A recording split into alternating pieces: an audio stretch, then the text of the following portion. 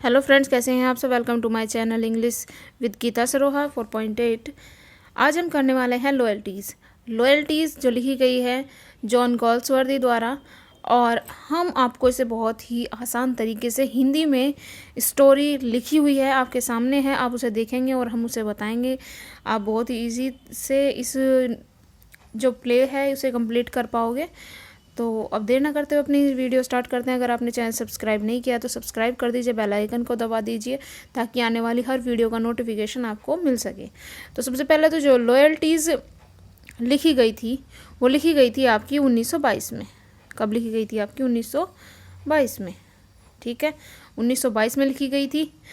और इसके बारे में एक कोटेशन है जो गॉल्सवर्दी कहते हैं, वो कहते हैं, ये कोटेशन आपको यहाँ देखने को मिल जाएगी, ये वाली। The only play of mine when I was able to say when I finished it no manager will refuse it. ठीक है, ये गॉल्सवर्दी ने इसके बारे में कहा था। और it was stage at ST. Martin theatre and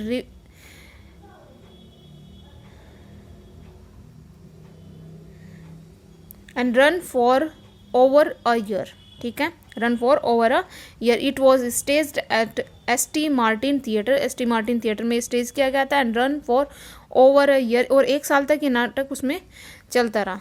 तो यहाँ तक आपका हुआ। अब जानते हैं, सबसे पहले किसी भी वर्क को जानने के लिए हमें उसके 2-3 बातें पता होनी चाहिए। सबसे पहले तो देखिए आपकी स्टोरी क्या है, उसमें कैरेक्टर क्या है, और मैन कोटेशंस।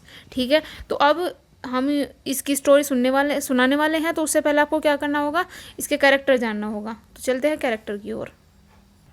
इसके अलावा एक चीज़ और पूछी जाती है इसकी थीम के बारे में। तो थीम के बारे में अगर आपसे पूछा जाएगा तो आप बताएंगे कि जो इसकी थीम है वो है the power of social convention along with hypocrisy. The power of social conventions, ये इसकी थीम है। और कन्फ्लिक्ट क्या है, द्वंद्व किसके बीच में आता है। यहाँ पर देखिए हर वर्क में, ज़्यादातर वर्क में आपको कन्फ्लिक्ट देखने को मिलेगा गॉल्सवर्दी के वर्क में। तो आपसे एक क्वेश्चन यहाँ से बनता है, तो कन्फ्लिक्ट है किसके बीच में है, different loyalties and race prejudice. ठीक है, उसके बारे में आपको यहाँ एक कन्फ्लिक्ट देखने को मिलेगा। नेक्स्ट चलते हैं इसके कैरेक्टर्स के बारे में। कैरेक्टर के बारे में मैं आपको बता दूँ, कैरेक्टर इसमें काफ़ी है, तो नोट कर लीजिएगा, कॉपी पेन लेकर बैठ जाइए ताकि आपको ये हेल्पफुल हो। तो कैप्टन रोनाल्ड डेंसी DSO सबसे पहले है। दूसरे नंबर पर आपके आते हैं फर्डिनेंड दी लेविस, एक प्रोस्परस जीव है, यहूदी है। मेबल डेंसी जो वाइफ ऑफ रोनी कहा जाता है आपके कैप्टन रोनाल्ड को। ठीक है, जो कैप्टन रोनाल्ड है ना, इनका निक नेम क्या है, रोनी नाम से इनको जाना जाता है। तो ध्यान रख लीजिए, नोट कर लीजिए। कई बार आपको क्वेश्चन पूछ सकते हैं कैप्टन रोनाल्ड डेंसी के बारे में, और वहाँ इनका नाम दे सकते हैं रोनी, तो कन्फ्यूज मत होना, रोनी और रोनाल्ड डेंसी दोनों इन्हीं के नाम हैं। 4th नंबर पर आते हैं जैकब ट्विस्टन, ये डेंसीज अटॉर्नी हैं, उनके वकील हैं। फिर आते हैं चार्ल्स विंसर जो होस्ट ऑफ द पार्टी हैं। ठीक है, जिन्होंने एक पार्टी का इसमें आयोजन किया गया है, उसके जो होस्ट है वो कौन है आपके, चार्ल्स विंसर। ठीक है, नेक्स्ट आपके आते हैं पाओलाओ रिकार्डोस। तो पाओलाओ रिकार्डोस जो है वो एक इटालियन वाइन मर्चेंट है, एक जनरल कैनिग है। ठीक है, ये डेंसी के सुपीरियर ऑफिसर होते हैं। जनरल कैनिग जो है वो डेंसी के सुपीरियर ऑफिसर होते हैं। देखिए पाओलाओ जो रिकार्ड्स के बारे में अगर हम बात करें तो इसके बारे में पूछा जा सकता है, आप ध्यान रखिए, ये एक वाइन मर्चेंट है एक तो, और दूसरी बात जो रोनाल्ड डेंसी है उनकी शादी से पहले गर्लफ्रेंड थी, ये उसके पिता है, और इनको ब्लैकमेल करते हैं, उनकी बेटी के मतलब रिलेशन के बारे में बता देंगे, ये फैला देंगे सब कुछ, ऐसी उनको धमकी देते रहते हैं और उनसे पैसा वसूलते रहते हैं। यहाँ तक आपको हुआ कैरेक्टर्स को, इन्हें स्क्रीनशॉट ले लीजिए या फिर आप इसे जो है लिख लीजिए, क्योंकि जो कैरेक्टर्स हैं उनमें से मोस्टली क्वेश्चंस पूछे जाते हैं। अब बात करते हैं अपने नरेशन की। नरेशन किसका? लॉयल्टीज़ का। लॉयल्टीज़ आई थी 1922 में, लिखी गई थी जॉन गॉल्सवर्दी के द्वारा। और आपको पता है कि ये एक मतलब जो सोशल जो प्रॉब्लम्स होती है उनको लेकर ये हमेशा लिखा करते थे। जो समाज में चल रहा है एक तरह से उसका पूरा आईना आपको यहाँ पर देखने को मिल जाएगा। जब आप इसे पढ़ोगे तो आपको पता चल जाएगा कि ये 1922 में वहाँ पर जहाँ के बारे में लिख रहे हैं, कैसा माहौल था, क्या चल रहा था, ये सब देखने को आपको उसमें मिल जाएगा। तो शुरू करते हैं अपना नरेशन। यंग कैप्टन रोनाल्ड डेंसी, जिनका निक नेम रोनी है, आर्मी से रिटायर हो चुके हैं और DSO का तमगा उनके कंधों पर अभी भी लगा हुआ है और चमक रहा है। DSO का मतलब होता है डिस्टिंगाइज्ड सर्विस ऑर्डर। आपसे पूछा जा सकता है, इस बात को ध्यान रखिए, DSO का फुल मीनिंग आपको पता होना चाहिए, डिस्टिंगाइज्ड सर्विस ऑर्डर। ठीक है, ये मिलिट्री डेकोरेशन था जो यूनाइटेड किंगडम के सिपाहियों को दिया जाता था। ये एक मिलिट्री डेकोरेशन था, यानी एक तमगा था। मिलिट्री डेकोरेशन का मतलब है एक तमगा था जो कंधों पर लगता था और ये यूनाइटेड किंगडम के जो सिपाही होते थे उनको दिया जाता था। खासतौर पर वो सिपाही जो कॉम्बैट यानी वॉर फील्ड का हिस्सा होते थे। ठीक है, जो वॉर फील्ड का हिस्सा होते थे। रोनाल्ड डेंसी की लाइफ वॉर के उत्साहों से भरी हुई थी, लेकिन रिटायरमेंट के बाद उनकी लाइफ में एडवेंचर चला गया। देखिए, जब आप वॉर में होते हो तो वहाँ पर क्या आपको 70 चीज़ें देखने को मिलेगी, डेली कोई ना कोई आपके सामने एडवेंचर होगा। लेकिन डेली लाइफ में क्या होता है, वही हम अपने दैनिक कार्यों से निपटते हैं, फिर उसके बाद में घर की छोटी मोटी बातें होगी, यही सब कुछ होता है। तो वहाँ पर कोई एडवेंचर नहीं होगा, वहाँ सिर्फ डेली रूटीन होता है, सिंपल लाइफ होती है। तो एक आर्मी मैन के लिए, जो एक एडवेंचरर है, उसके लिए घर की लाइफ बहुत ज़्यादा बोरिंग हो जाती है। चलते हैं अपनी स्टोरी की ओर। अपनी फुल ऑफ एक्शन वाली लाइफ को रोनाल्ड डेंसी ज़्यादा मिस ना करे, इसलिए वो खुद को बहुत सी सुंदर औरतों में बिजी रखता था। रोज़ाना नया लव अफेयर उनका शौक़ हो गया था, पर इसमें भी उसे एक्साइटमेंट नहीं मिला। तो उसने क्या किया, घोड़े पालना शुरू किया, क्योंकि घोड़े पालने में क्या होगा, एक्साइटमेंट उसको नज़र आई। पर जल्दी वो इससे भी उब गया, क्योंकि बहुत उन्हें डेली एडवेंचर चाहिए होता था। तो क्या होगा कि मतलब एडवेंचर्स जो पर्सन होते हैं उनके सामने क्या समस्या होती है कि जब आप एक चीज़ को करने लगोगे तो जल्दी ही उसमें बोर हो जाओगे। तो यही उनके सामने हो रहा था। उनका अस्तबल ज़्यादा महंगा था, रोनाल्ड डेंसी उसे अफोर्ड नहीं कर पा रहा था। खर्चे एक से बचने के लिए डेंसी अब एक फिली रोजमेरी को अपने एक दोस्त फर्डिनेंड डी लेविस को दे देता है। अब फर्डिनेंड डी लेविस कौन है, रोनी का जो दोस्त है उसका नाम है फर्डिनेंड डी लेविस। ठीक है, और एक बात आपको बता दूं, ये फिली जो घोड़ी है उसका नाम रोजमेरी है। और ये पूछा गया क्वेश्चन है, इस चीज़ को नोट कर लीजिए, ये पूछा गया क्वेश्चन है, आप इस चीज़ को नोट करें। फिली रोजमेरी कौन है, रोनी की घोड़ी का नाम है। ठीक है, रोजमेरी, फिली बोलते हैं घोड़ी को। तो उसने किसे दे दी थी, फर्डिनेंड को दे दी थी। अब इसी इंसिडेंट के ऊपर पूरी की पूरी जो स्टोरी है वो आपकी होगी, क्योंकि यहीं से ही एक क्वेरल हो जाती है। वो अपनी सारी बचकानी हरकतें छोड़कर मैबल नाम की लड़की से शादी कर लेता है, जो उसे बहुत प्यार करती है, उसके लिए बहुत वफादार है। इसके बावजूद रोनी अपने सारे पैसे अय्याशों में उड़ा दिया। फिर भी वह लंदन के बड़े क्लब में अपनी मेंबरशिप बनाए रखने में कामयाब रहा। लोग अब भी रोनाल्ड डेंसी और उसकी वाइफ मेबल डेंसी को वीकेंड में होने वाली पार्टी में बुलाते हैं। अब देखिए क्या होगा कि वैसे तो उसके अब जितने भी उसने पैसे कमाए थे अपने एडवेंचर में, अपनी सोल्जर लाइफ में, वो अब ज़्यादातर पैसे उड़ा चुका है अपनी अय्याशियों में, अपने शौक़ में। और फिर भी वो एक मेंबर है एक बड़े क्लब का, और अब एक पार्टी का आयोजन किया जा रहा है जिसमें मेबल डेंसी उनकी जो वाइफ है और रोनाल्ड डेंसी, वीकेंड पर ये पार्टी हो रही है, उन दोनों को वहाँ पर बुलाया गया है। अब जो व्यक्ति है जिसने पार्टी का आयोजन किया है उस आयोजक का नाम है चार्ल्स विंसोर। सबसे पहले ही आपका नाम आ जाएगा चार्ल्स विंसोर। अपने घर मेल्डन कोर्ट में एक पार्टी रखता है।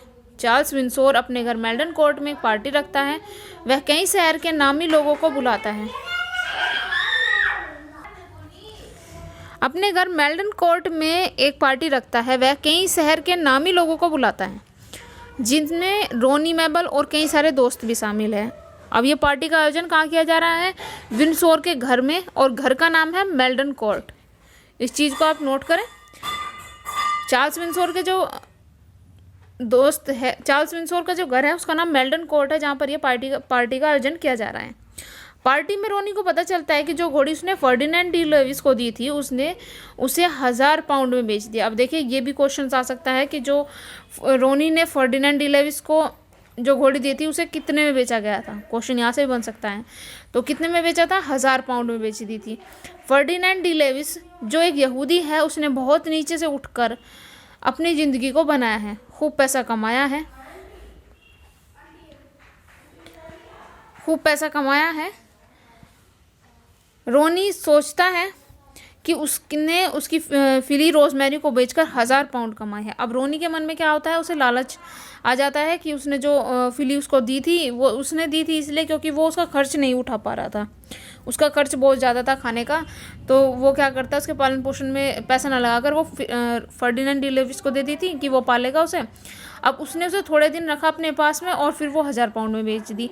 अब रोनी को ये लालच आ जाता है कि मतलब उसने तो उसके पैसे उससे कम लिए थे या ना बराबर ही, उसको कुछ नहीं मिला इस चीज़ से। तो अब उसकी नज़र आ जाती है उन 1000 पाउंड्स के ऊपर। वो चाहता है कि वो 1000 पाउंड जो है वो उसको मिल जाए। वो डी लेविस से चिढ़ने लगता है। अपनी चिढ़ के कारण रोनी फर्डिनेंड से 10 पाउंड की शर्त लगाता है कि वो 4 फुट ऊंची बुक केस के ऊपर से कूद जाएगा। अब देखिए, वो तो एक सैनिक है। रोनी जो एक सैनिक रह चुका है आसानी से ये काम कर भी लेता है, लेकिन यहूदी डी लेविस जो आदमी उस आदमी से बेहद नफरत करता है, उसे चंद पैसों के लिए बेहुदा काम करते हैं। देखिए, वो यहूदी था जो डी लेविस था, उस बात को गलत मानता है कि 10 पाउंड की शर्त के लिए तुम मेरे सामने मतलब 10 पाउंड की शर्त लगा रहे हो कि मैं 4 फुट ऊंची दीवार से कूद जाऊंगा, बुक केस से कूद जाऊंगा। तो ये तो गलत है ना। वो इन चीज़ों को, ऐसी चीज़ों को बहुत छोटा मानता है कि ये खुद को बहुत छोटा है, छोटे थोड़े तो उससे पैसे के लिए बेहुदा काम करना बहुत गलत है। तो वो इस काम को गलत मानता है और उन आदमियों से नफरत करता है। अब क्या होता है, अब रात हो जाती है और सभी गेस्ट मेल्डन कोर्ट में सो रहे थे। तभी अचानक से पार्टी के होस्ट चार्ल्स विंसोर और उनकी वाइफ की आंख अचानक से फर्डिनेंड डी लेविस की आवाज़ से खुलती है, जो चिल्ला रहा था कि उसके 1000 पाउंड्स जो उसने फिली को बेचकर कमाए थे उन्हें किसी ने उसके तकिए के नीचे से चुरा लिया है। अब देखिए, चोरी कहाँ होती है, मेल्डन कोर्ट में। कौन जगता है, फर्डिनेंड डी लेविस की आवाज़ सुनकर कौन जगता है, पार्टी के होस्ट चार्ल्स विंसोर और उनकी वाइफ। ठीक है, ये छोटी छोटी बातों से ही ना जो आपके क्वेश्चन बन जाते हैं। तो चीज़ों को आपको ध्यान से पढ़ना है, ठीक है, ध्यान से पढ़ना है और उनको नोट करते चलना है। देखिए, पार्टी के होस्ट चार्ल्स विंसोर और उनकी वाइफ की आँख खुल जाती है, किससे, फर्डिनेंड डी लेविस की चिल्लाने की आवाज़ से। क्यों चिल्ला रहा था, क्योंकि 1000 पाउंड जो उसने फिली को बेचकर कमाए थे, कहाँ से, उसके तकिए के नीचे से गायब हो गए थे। याद रखिए, कहाँ से गायब हुए थे, तकिए के नीचे से। आगे बढ़ते हैं। फर्डिनेंड सभी मेहमानों की तलाशी करने के लिए चार्ल्स विंसोर बेइज्जत नहीं करना चाहता था। अब क्या होता है, फर्डिनेंड क्या होता है कि वो कहता है कि तलाशी लो, मेरे पैसे जो है खो गए हैं। लेकिन चार्ल्स विंसोर कहता है कि मेरे घर में मेहमान आए हैं तो मैं इनसे तलाशी थोड़ी ना लूँगा, ये तो उनकी बेइज्जती करनी होगा। फिर उसके बाद में क्या होता है, फर्डिनेंड अपनी जिद पर अड़ा रहता है। पुलिस को बुलाया जाता है। फर्डिनेंड जो है पुलिस को फ़ोन कर देता है। रोनाल्ड डेंसी के दोस्त डी लेविस के खिलाफ हो जाते हैं। उसका ऐसा मानना था कि इस मामले में ठंडे दिमाग से सोल्व किया जा सकता था, लेकिन डी लेविस ने ऐसा नहीं किया। वह ऐसा इसलिए कर रहा है क्योंकि वो यहूदी होने की वजह से प्रिजुडिस से ग्रस्त है। देखिए, ये बहुत इम्पोर्टेंट है। यहूदी है वो, इसलिए वो सोचता है कि नहीं, मेरे साथ गलत करेंगे ये सब, ये इंग्लिश है, मेरे साथ में गलत करेंगे क्योंकि मैं यहूदी हूँ और ये मुझसे नफरत करते हैं, मेरे से चिढ़ते हैं। तो वो इस भावना से ग्रस्त है, इसीलिए ऐसा कर रहा है। लेकिन असलियत में बात ये थी कि वो अपने 1000 पाउंड जो है ढूंढना चाहता था। और आखिर रोनी ने भी अपने यहूदी होने का ताना कर ही दिया। उसके बाद में क्या होता है, वैसे तो वे लोग फेयर रहने की कोशिश कर रहे थे, परंतु उन्हें लगता है कि डी लेविस से बुरा व्यवहार कोई और नहीं कर सकता था। और उसे याद रखना चाहिए था कि उसके पिता ने कभी यहाँ पर होलसेल में कारपेट्स बेचे थे। अब वो उसकी बेइज्जती करने लगते हैं, उसके बुरे समय के बारे में उसे बताने लगते हैं कि उसके समय में क्या क्या हुआ था। अब उसके बुरे समय के बारे में जब वो उसको बताते हैं तो वो कहता है कि देखिए, ये सब तो मेरे पुराने समय की बातें हैं। मैंने नीचे से उठकर खुद को एक स्टैंडर्ड में लेकर आया हूँ। आपके पास में क्या है, बाप दादा की, या मतलब एक, मेरे गलत वर्ड इस्तेमाल कर दिया, सॉरी, मतलब एक तरह से आपके पास आपके पूर्वजों की संपत्ति है, तो आप उसको मेंटेन कर रहे हो, लेकिन मैंने क्या किया है, मैंने और मेरे पिता ने नीचे से उठकर एक आसमान को छुआ है, तो मैं जानता हूँ कि 1000 पाउंड्स की जो कीमत है वो कितनी होती है। तो इसलिए उसने ये सब पुलिस को बुलाया, उसका किसी को अपमान करने का कोई इरादा नहीं था। अब असल में बात क्या थी, वो सब उससे चिढ़ रहे थे, डी लेविस से चिढ़ रहे थे कि वो जो है हमारे बीच में बैठने लायक उसने खुद को बना लिया। देखिए यही होता है, जब कोई आदमी नीचे से उठकर आता है तो ज़्यादातर समाज में देखिए इज्जत तो सब करते हैं, लेकिन जलन भी होती है लोगों को। उसके बाद डी लेविस क्लब जाता है, जहाँ पर उसका सामना रोनी से होता है, क्योंकि रोनी ने उसकी जाति का मजाक बनाया था, इसलिए अब दोनों में दुश्मनी हो जाती है। डी लेविस क्लब में रोनी को 1000 पाउंड चुराने का दोषी बताता है। डी लेविस कहता है कि रोनी ने उसके 1000 पाउंड चुराए हैं। रोनी डी लेविस को ड्यूअल के लिए चैलेंज करता है, लेकिन इस तरह का रिवाज अब पढ़े लिखे लोगों में ख़त्म हो गया था। ड्यूअल होता है मतलब द्वंद्व के लिए, कि तुम मुझसे दो हाथ कर लो और जो जीतेगा उसकी बात मान जाएगी, लेकिन अब ये रिवाज ख़त्म हो चुका था और डी लेविस की जान बच जाती है, क्योंकि रोनी तो एक सैनिक है। उसकी वाइफ रोनी अपनी वाइफ मेबल डेंसी से कहता है कि सब कुछ छोड़कर नैरोबी चलते हैं। अब देखिए ये क्वेश्चन आ सकता है कि रोनी अपनी वाइफ से सब कुछ छोड़कर कहाँ जाने के लिए कहता है, तो नैरोबी जाने के लिए कहता है। इस चीज़ को नोट करें, ठीक है। उसके बाद में सेकंड चलते हैं। मेबल अपने पति का पर पूरा विश्वास करती है, यहीं रुककर सारी परेशानियों को सामना करने को कहती है। रोनी को भी लगता है कि शहर छोड़ना गलत मैसेज देगा, उसका मतलब ये होगा कि एक तरह से आप दोषी हो इसीलिए भाग गए। रोनी जैकब ट्विस्टन नाम के वकील के पास जाता है, तो वकील का नाम क्या है, जैकब ट्विस्टन, और डी लेविस के खिलाफ मानहानि का मुकदमा दायर करता है। तो देखिए मुकदमा कौन दायर करता है, रोनी दायर करता है, इस बात को ध्यान रखिए। और किसके खिलाफ, डी लेविस के खिलाफ। जैकब ट्विस्टन रोनी के केस के लिए हामी भरकर अपने जीवन की सबसे बड़ी भूल करता है, क्योंकि ओल्ड जैकब ट्विस्टन एक आइडल लॉयर है और उनका मानना है कि जस्टिस दिलाने के लिए लॉयर को जाति, धर्म, पैसा, राजनीति, हैसियत ये सब नहीं देखना चाहिए, सच्चाई को देखना चाहिए। अगर घर का आदमी भी दोषी है तो उसे सजा भुगतनी पड़ेगी। और शॉकिंग फैक्ट यह है कि डी लेविस के पैसे रोनी ने ही चुराए थे। इस बात को ध्यान रखिए कि डी लेविस के पैसे किसने चुराए थे, रोनी ने चुराए थे। आगे बढ़ते हैं। अब सारी कहानी जो है वो आपको इस पैराग्राफ में पता चल जाएगी। रोनी शादी से पहले एक इटालियन लड़की के साथ था, ठीक है। अब देखिए लड़की कौन थी, इटालियन थी, नोट करिए। जिसके साथ वो सेक्सुअल प्लेजर एंजॉय करता था, उसके बारे में उसकी वाइफ मेबल और उसके दोस्तों को कुछ भी नहीं पता था। उस लड़की का पिता पावलियो रिकार्डोस एक इटालियन वाइन मर्चेंट है, उसको धमकी दे रहा था कि अगर उसने उसकी बेटी को उसकी ज़िंदगी गुजर बसर करने लायक पैसे नहीं दिए तो वह ये सब उसकी वाइफ मेबल को बता देगा। इस मजबूरी में रोनी को डी लेविस के कमरे तक जाने, पैसे चुराने को मजबूर किया। अब मजबूरी थी क्योंकि उस इटालियन लड़की के जो फादर है पावला और रिकार्डोस, उनको पैसे देने थे।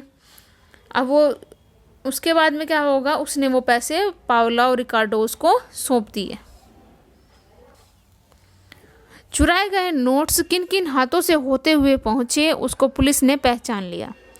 जब जैकब को ये बात पता चली तो उसने रोनी को सलाह दी कि वो मानहानि का मुकदमा वापस ले ले और तुरंत देश छोड़कर चला जाए। रोनी के सुपीरियर जनरल कैगनेज भी आगे आए और रोनी से कहा कि मामला खुलने से पहले देश छोड़ दे, अगर वो उसे स्पेनिश वॉर में एक फौजी घर दिलवा देंगे। जब डी लेविस को पता चलता है कि रोनी के केस वापस ले लिया है, वो भी मामले को रफा दफा करना चाहता था और अब उसे कोई पैसा वापस भी नहीं चाहिए था। उसे रोनी की उलझने अभी भी, लेकिन जो रोनी था उसकी उलझने अभी भी वैसी ही थी। वो अपनी वाइफ को सारी सच्चाई बता देता है। पहले तो मेबल को विश्वास नहीं होता कि उसका पति ऐसा कर सकता है, पर बाद में वो कहती है कि मुझे जहाँ चाहो वहाँ ले जाओ, मैं आपके साथ चलने को तैयार हूँ। एक लॉयल वाइफ है वो उसकी। इससे पहले कि रोनी घर छोड़कर भागता, पुलिस उसके घर आ जाती है। वो अपने कमरे में भाग जाता है और पुलिस ऑफिसर से कहता है कि उसे आकर पकड़ ले। इससे पहले पुलिस कमरे में जाती, रोनी खुद को गोली मारकर आत्महत्या कर लेता है। एक बात जो डी लेविस और रोनी दोनों नहीं जानते थे वो थी कि दोनों सोशल रिवाजों के विक्टिम थे। डी लेविस किस तरह से विक्टिम था? देखिए, डी लेविस जो था वो एक ज्यू था और ज्यू को सोसाइटी में उस दौरान पसंद नहीं किया जाता था। तो उसके दौरान उससे क्या हुआ कि वो जो है, जैसे कि हमारा कोई संप्रदाय है,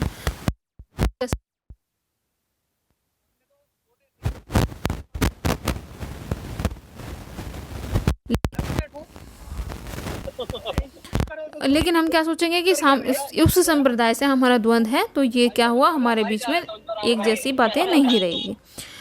दूसरी बात, रोनी किस तरह से विक्टिम था? रोनी विक्टिम था कि कहीं अगर लोगों को पता चल गया कि इसका संबंध जो है एक इटालियन लड़की से था और उसके ऐसे संबंध रहे हैं, तो उसकी वाइफ उसको गलत ना समझ बैठे, उसके दोस्त, उसका समाज उसको गलत ना समझ बैठे। अब तक जो रेपुटेशन उसकी थी समाज में, जो उसका सम्मान था, उसको ठेस पहुंच जाएगी, वो किसी से नज़रें नहीं मिला पाएगा।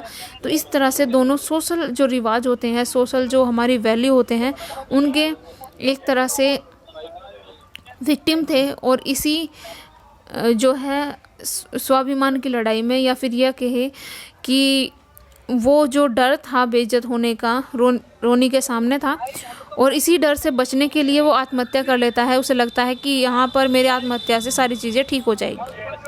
हालांकि करना यहाँ पर जो चीज़ें हैं वो समाप्त होती है, स्टोरी समाप्त हुई, ठीक है। अब रही इसकी कोटेशंस, तो जितनी मुझे इंपॉर्टेंट मिलेगी मैं आपको एक नेक्स्ट वीडियो में उसके बारे में बता दूंगी। यहाँ तक के लिए धन्यवाद, आपको अपना समय देने के लिए। लाइक करें वीडियो को, सब्सक्राइब करें। मिलते हैं किसी अगली वीडियो में, इतने ही आसान शब्दों में फिर से मैं आपके लिए वही वीडियो लेकर आऊँगी, ठीक है। Thank you so much.